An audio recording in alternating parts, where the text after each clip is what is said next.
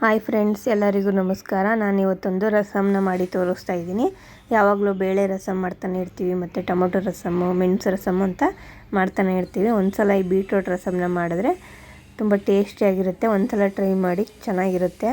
Beetroot ಹಾಕಿ ರಸಮ್ ಮಾಡಿದ್ದೀವಿ ಅನ್ಸಿದ್ರೆ ಅಷ್ಟು ಚೆನ್ನಾಗಿರುತ್ತೆ. ಇದು ಕಲ್ಲರಲ್ಲಿ ಮಾತ್ರ ಬೀಟ್ರೋಟ್ ಹಾಕಿದ್ದೀನಿ ಅನಿಸುತ್ತೆ. ನೋಡಿ, ಮೊದಲು ನಾನು ಒಂದು 200 ಗ್ರಾಮಷ್ಟು ಬೀಟ್ರೋಟ್ನ ತಗೊಂಡಿದ್ದೀನಿ. ಒಂದು ಬೀಟ್ರೋಟೇ ಬಂದು 200 ಗ್ರಾಮಷ್ಟಿದೆ. ಇದನ್ನು ನಾನು ಕಟ್ ಮಾಡಿ ಸಿಪ್ಪೆ ಎಲ್ಲ ತೆಗೆದು ನೀಟಾಗಿ ತೊಳ್ಕೊಂಡು ಇದನ್ನು ಸಣ್ಣಗೆ ಕಟ್ ಮಾಡ್ಕೋಬೇಕು.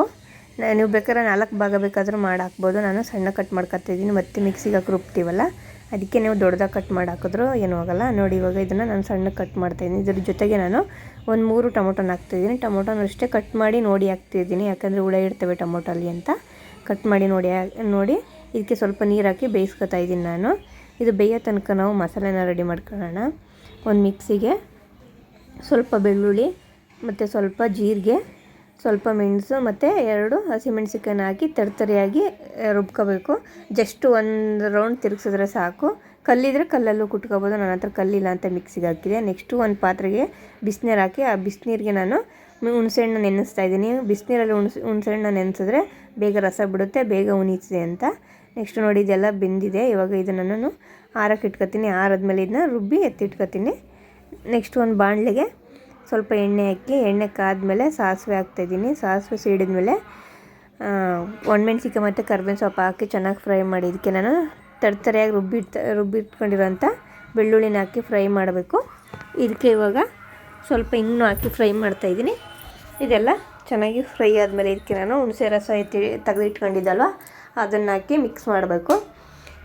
ನೆಕ್ಸ್ಟ್ ಆಮೇಲೆ ನಾವು ಇಟ್ಕೊಂಡಿರೋಂಥ ಬೀಟ್ರೋಟ್ನ ಹಾಕಿ ಮಿಕ್ಸ್ ಮಾಡಬೇಕು. ನೋಡಿ, ಇವಾಗ ನಾನು ಬೀಟ್ರೋಟ್ನ ಹಾಕಿ ಮಿಕ್ಸ್ ಮಾಡ್ತೇವೆ. ಬೀಟ್ರೋಟ್ ಮತ್ತು ಟೊಮೊಟೊ ಬೇಯಿಸಿ ಇಟ್ಕೊಂಡಿದ್ದಲ್ಲ, ಅದನ್ನು ಹಾಕಿ ಚೆನ್ನಾಗಿ ಮಿಕ್ಸ್ ಮಾಡಿ ಇದಕ್ಕೆ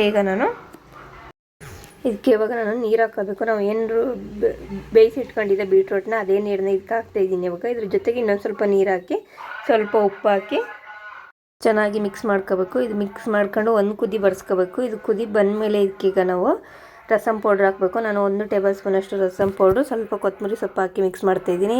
ಫಸ್ಟಿಗೆ ರಸಮ್ ಪೌಡ್ರ್ ಹಾಕ್ಬಿಟ್ರೆ ಅದೆಲ್ಲ ರಸಮ್ ಟೇಸ್ಟೇ ಬರೋಲ್ಲ.